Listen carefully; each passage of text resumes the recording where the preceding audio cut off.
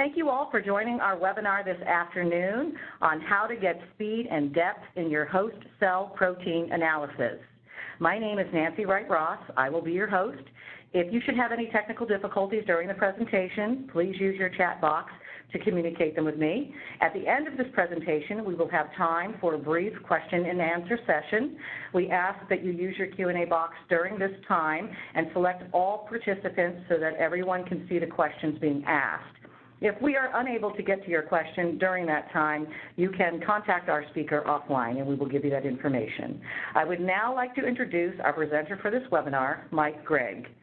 Mike Gregg joined Bruker in 2018 as the director of the U.S. Biopharma Business Unit for Bruker Deltonics. In the previous 20 years, he worked at Pfizer in drug discovery, most recently leading the Protein Dynamics Group, a core biological mass spectrometry research group focusing on oncology. During his 2 decades at Pfizer, he directed labs performing everything from high-throughput analysis of small molecule libraries using supercritical fluid MS, protein NMR, native mass spectrometry, HDX-MS for structural biology, protein turnover, fragment-based drug design, to proteomics. He also spent several years at Ionis Pharmaceuticals managing an oligonucleotide. I think I got that one right. Based mass spectrometry research lab and worked at Revlon Science Institute as a polymer and analytical chemist. He has taught over 25 mass spectrometry classes at various scientific conferences and companies around the world, was a keynote speaker at the International Mass Spectrometry Conference, a member of the Lab Automation Scientific Committee, now SLOSS, member of National High Magnetic Field Laboratory FTICR-MS Advisory Panel, and has over 50 publications. At this time, I will pass this presentation over to the presenter, Mike Gregg. Thank you, Nancy. So as Nancy mentioned, I'm going to be talking about how to get high speed and depth in your host cell protein analysis. So first of all, we all know biologics are a mainstream product now. In pharma, the percentage of large molecules in the pipeline has grown quite significantly, and as of last year, over 42% of the compounds in the pipelines are large molecules. One of the ways we can look at the maturity of these biologics is reflected by the number of biosimilars now available. So now there are 9 FDA-approved biosimilars, and 5 of those are from 2017. So host cell proteins are one of the most common impurities in biologics. So biotherapeutics are usually produced by genetically modified cells using cell culture fermentation technology. So in addition to these cells creating the therapeutic proteins, the host cells also produce a variety of other proteins to make sure the cell functions normally to produce the target protein. So these HCPs are byproducts of the processes. So the amount of residual HCPs in the drug product is generally considered a critical quality attribute, or a CQA, and that's due to their potential to affect product safety and efficacy. HCPs are usually measured in parts per million, and a lot of times this is expressed as nanograms per milligrams of the intended recombinant protein. Generally, the target for analysis is to make sure we can identify all HCPs at least down to the 100 ppm level. So why do we want to have comprehensive analysis of the HCPs? Well, if immunotoxicity is identified as an adverse event, oftentimes that can be caused by one of these HCPs, so we will need to identify it to correct our processes. Identifying protease that may affect biotherapeutic stability is extremely important. Sometimes we may want to characterize changes in our bioproduction protocols. When we look at batch-to-batch analysis, this can be a quality control factor to make sure the HCPs do not change significantly. And it can also be used for comparison of biologic drug versus biosimilar. ELISA has been the gold standard for HCP analysis, but the issues with ELISA is it's usually a process-specific assay, and when you change your processes, you may need to make a new ELISA assay, which can have a lead time of several months. So what happens when you have bad shelf life? So poor product stability can cause reduced potency or adverse safety profiles. Neither one of is very good for your product. So the main stability culprits can include temperature, light, pH, oxidation, and enzymatic degradation. So this enzymatic degradation can include degradation of the biotherapeutic or the excipients that are part of your formulation. These contaminating enzymes in the HCP mixture are often active at levels below the 100 parts per million threshold that a lot of people are looking for in their HCP analysis. So the question for you is, will your ELISA assay detect and identify these type of HCPs?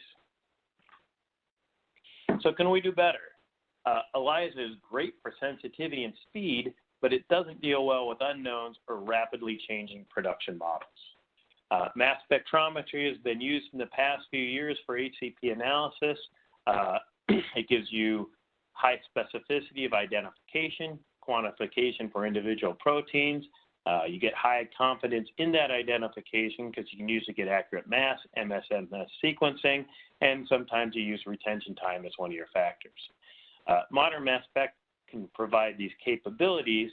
The question is can it go fast enough compared to ELISA and at the same time provide deep coverage?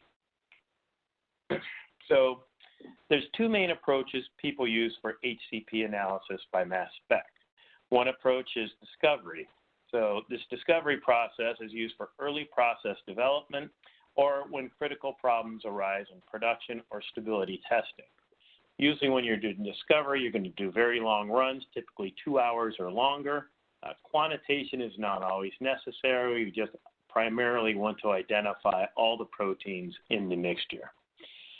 Another approach for HCP analysis by mass spec is more of a screening approach when you need rapid analysis in downstream processes, fast runs or high throughput, and quantitation is often necessary for these screens. So if you want to do discovery and screening, the best mass spec we feel is the timsTOF Pro with PASEF.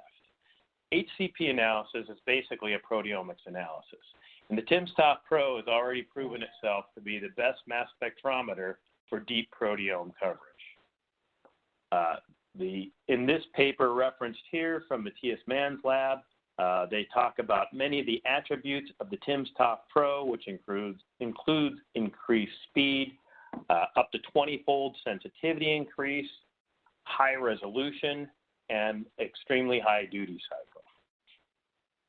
So exactly what is the timsTOF Pro with PASEF? So everybody knows when you're doing a proteomic analysis, if you want to increase your depth of coverage, a second dimension of chromatography is always very helpful. Now, if you don't want to do 2D chromatography, what we propose is you do your second dimension of separation in the gas phase. So what we do is we accumulate, trap, and elute ions using trapped ion mobility spectrometry, or as we call it, TIMS. So as you see here in the diagram, in the purple, that is the TIMS ion funnel, and so that is segregated into two sections. In one section, we load up the ions and we accumulate, and then we move it to the second section of the TIMS funnel where we actually do the high resolution ion mobility separation. With this instrument, we use PASEF, which is parallel accumulation serial fragmentation. And what this method enables us to do is to utilize all parts of the instrument to get up to 100% duty cycle, which means we can analyze almost every ion we put into the mass spectrometer. And so if you can see from this diagram, the trapped ion mobility is actually very fast. It goes into a very fast quadrupole filter. We can do MS/MS scans at over 100 hertz. And then we move to a time-of-flight analyzer, which is also extremely fast. By coupling all these very fast processes together, that allows us to get 100% duty cycle, and that's one of the things that helps us improve the sensitivity so greatly. So when you're doing host cell of protein analysis, you want rapid analysis, you want it to be in-depth, You need high dynamic range and sensitivity. Obviously, you want a robust workflow, as you do with any type of biopharma application, and you need high confidence in results. If you look at the triangle on the right, generally when you're looking at a mass spec assay, you have your choices of sensitivity, resolution, and speed, and for most instruments, you can pick 2 of those, but you're not going to get all 3 of those at maximum output. With the timsTOF Pro, we actually do get sensitivity, resolution, and speed all at the same time, and it is all done in a robust manner. So another thing we get out of the timsTOF Pro, since we are doing ion mobility, this is a new type of ion mobility, and with it, we can actually get very good reproducible collisional cross-section, or CCS, values. And so this gives you yet another new dimension in confidence. So CCS values are physical parameters of the peptides, and they're often more reproducible than LC retention times, and that can enable us to improve our proteomics performance greatly. So the timsTOF Pro accurately and, more importantly, reproducibly measures collisional cross-section values. You can see a couple figures from the same Matthias Mann paper that I mentioned before.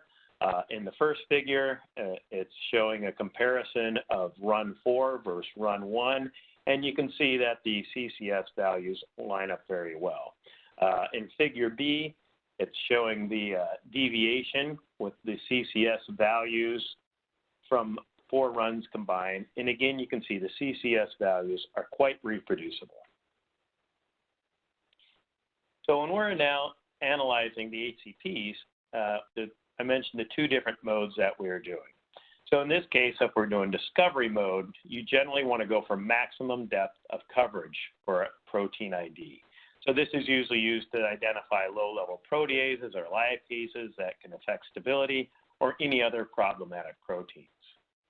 For sample prep, you can just do a standard triptych digest of the entire mixture, or we can use what we label a native triptych digest, where you leave the monoclonal antibody intact using the protocol by Wong.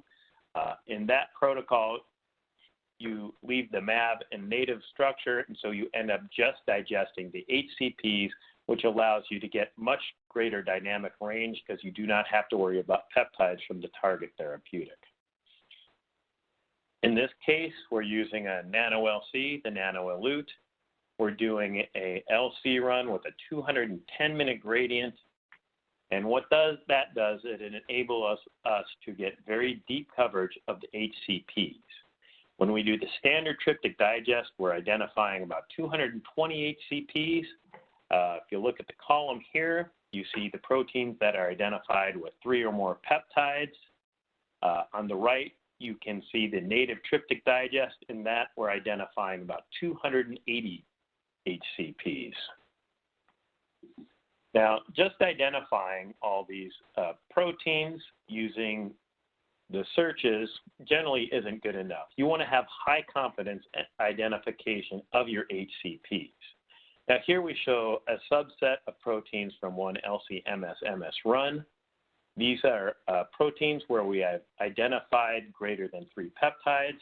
And the interesting thing about these proteins is they have never been reported in literature as seen in the NIST mAb, and we have detected these.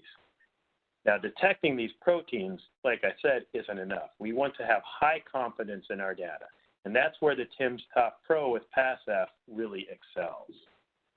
As you can see here, these are 3 typical spectra of MS-MS spectrum from the peptides.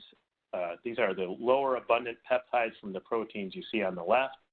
If you look at all these closely, you can see we get excellent signal to noise. We have very high sequence coverage. And I would suggest that even just by having one of these spectrum, you can actually be very confident that the protein that you identified is what you are actually looking at. Now, the other method that people like to use is a faster method, HCP screening method. And so we do this with the Evo SEP1 chromatographic system. When you do the fast screening method, you want speed, but in this case, we also have quite good depth of coverage where we see over 50 HCPs in these fast runs. Again, you can use the standard triptych digest or the native triptych digest. We're using the Evo SEP1 system, which enables very fast chromatography, and we're using a 21-minute gradient here. So in this case, with the 21-minute gradient, we are still identifying over 50 HCPs at 1% false discovery rate. When you're using these fast gradients, that means you can analyze over 60 samples per day, which enables you to use this in much more downstream applications if needed. So I hope I've shown you that both methods using the timsTOF Pro with PASEF, you get unbiased analysis of your proteins, you get an accurate mass measurement. Because of the high resolution of both MS and MS, you get isotopic fidelity. You can use MS-MS matching. And again, you can get these CCS values, which gives you a new dimension for confidence. The highly reproducible CCS values can eliminate the need to include retention times and confidence measurements. Now, the reason you would want to eliminate using retention times is a lot of times if you change an LC column, you change your flow rate, you have to change your LC method, or you just change your entire LC, you're going to have to do a lot of work to revalidate your retention times. If you're using CCS values, that's a value of the peptide that's not going to change based on your chromatography, and so you do not have to worry about that feature. So when we do this, we're going to acquire a lot of data. So how are we going to analyze this data? So luckily, the timsTOF Pro, we have decided at Bruker to use an open data format, .tdf data files, that we will enable any other software parties or yourself how to enable analysis with this data format. So you can use the Bruker Biopharma Compass software, Protein Metrics Bio software, the BSI Peak Studio. If you would like to go with freeware, you can use Max Quant, and we can also provide tools and options for whatever else you would like to use for your software analysis. Here's an example of the Biopharma Compass output. If you're familiar with Protein Metrics, you know Protein Metrics uses many workflows, and they actually have a very specific HCP workflow just for this type of analysis. Here's a look at what their data output looks like. You can do label-free quantitation. You see you get your list of proteins, and you can add in your quality factors. Peaks can also do label-free quantitation. Here's just some output from the Peak Studio. You can see you get identification of the proteins, and you can select what parameters you would like to look at and how you would like to quantify your data. So I hope I've showed you that HCP analysis with the timsTOF Pro is quite an advantage over any other platform. If you want to do discovery, we pair it with the Nano Elute. We have longer gradients, but we identify an extremely high depth of coverage. With the NISMAB, we identify over 280 HCPs. If we want to do fast screening, we couple it with the Evo SEP1 chromatographic system, 21-minute gradients. Even with that fast gradient, we're identifying over 50 HCPs from the NISMAB, and that gives you the highest speed and sensitivity that you can get in a mass spec platform. So here are some email addresses for who you can contact if you need more information. I'd like to thank Stuart, who collected most of this data, our great partners at Evo SEP, Protein Metrics, Bioinformatics Solution, and Max Quant. And if you are interested in more detail how the timsTOF Pro actually works, this is a link to the YouTube video, and you can get much more detail. So thank you for your time, and we will move to questions. Thanks, Mike. Excellent and exciting information indeed. Yep, we're going to open this up for some Q&A. Just a reminder that if you could please use the Q&A box and direct your questions to all participants, that would be appreciated. And we already do have a couple of questions that have already come in during your presentation. The first one, what exactly are the implications of HCP analysis in IP disputes between originator and biosimilar company? So that's a good question. So deep HCP analysis can provide you a very detailed profile of the proteins from the analysis. And so what that means is you can profile upstream and downstream processes, and that might be useful for IP disputes. Okay, thank you. Another question here. Are you suggesting that HPC will broadly replace ELISA because they are much better? So we are not suggesting that we would replace ELISA assays. ELISA assays are still extremely fast and sensitive, and they will always have a use. What we are suggesting is that the mass spec assay gives you highly complementary information, and in some cases, with the speed, you could replace the ELISAs, but the intent is not necessarily to replace them. And we also believe the FDA will probably require both assays. Okay, next question. Do you have any metrics on instrument robustness with regard to running greater than 60 HCP samples per day? And how often does it? Go ahead. Okay. Go ahead. So I was going to say, so I mentioned Matthias Mann's paper. So in Matthias Mann's lab, they've had the timsTOF Pro for about 2 years now.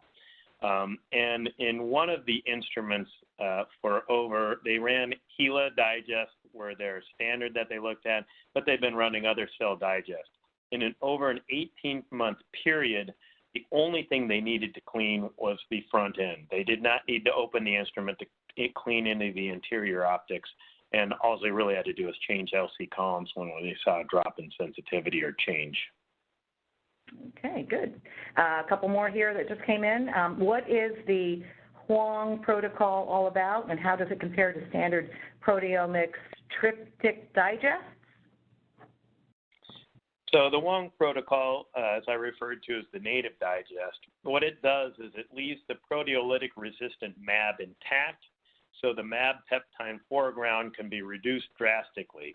So basically, we are not digesting the target biotherapeutic MAB, just the HCPs, which gives us a much higher dynamic range. Okay, another question here. Is the timsTOF Pro specialized for proteomics analysis, or can it be used for general protein characterization workflows?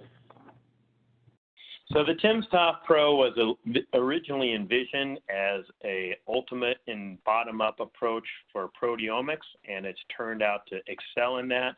But we have also been looking at for other applications where we've looked at intact MABs, antibody subunits, and what we found is that we can get isotopic resolution on the light chains, and we get parts per million mass accuracy for both the heavy and light chain, as well as the intact antibodies. And so we found that it actually can be extremely useful for not just proteomics. Great. A couple more questions here. How can the timsTOF Pro help with the identification of unknowns? So as I showed before, the nice thing with the timsTOF Pro is the way it works is when you have a very low abundant peptide, since we're doing over 100 hertz MS-MS, it can actually do more MS-MS analysis per peptide, which gives us higher signal to noise, and so we get very clean MS-MS spectra. And you need that clean MS-MS spectra to do any type of de novo sequencing. And additionally, with the ion mobility, we can separate isobaric peptides, which also gives you another measure of confidence in identifying what you are looking at. Great. Another couple questions here. What are the advantages of PASEF over DIA acquisition modes? So the nice thing with PASEF, it's very fast, so we don't miss precursors, but DIA is in development for proteomics, and some of this data was recently presented at HUPO. Okay, and I think that probably would be also some posters and information on our website from HUPO related to that subject. Another couple questions here. How do passive scans improve speed and sensitivity at the same time? So as I mentioned, PASEF stands for parallel accumulation, serial fragmentation. And what that does is we use 100% of the ions entering the mass spec. So it's the first QTOF to take full advantage of the speed of a TOF analyzer. And the MS-MS rate is over 100 hertz. So the combination of the 100% duty cycle of the ions adds to sensitivity, and the fast MS-MS rate adds to the speed. And so combined, you get both sensitivity and speed improvement. Okay, another question about PASEF. How does PASEF enable deeper coverage of the proteome? So the timsTOF Pro has two main features that enable greater depth of coverage. First is the TIMS, the trapped ion mobility source, and that adds a second dimension of separation, which basically gives you a massive boost in chromatographic resolution. So this allows better isolation of peptides, including isobaric peptides, and much cleaner data. The second feature is over 100 hertz MS-MS, and what that does is enables you to target peptides at low levels that would be passed over in other instruments because there just is not enough time for multiple MS-MS scans. Great, thank you. Just a couple, we've got another minute or two here. Another question, the Evo SEP system is used for screening, for the screening model.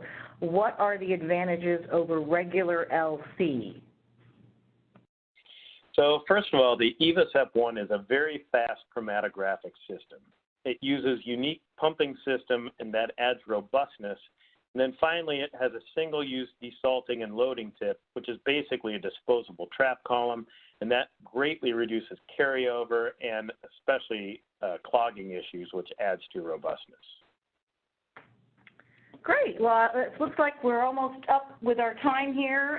Excellent presentation. We thank everyone for joining us. Obviously, you can go to the Bruker.com website for further information on this topic and everything discussed here. If you have questions that you'd like directly to Mike, you can reach him at his email at michael.greig, G-R-E-I-G, @Bruker.com. We thank you again and have a great afternoon.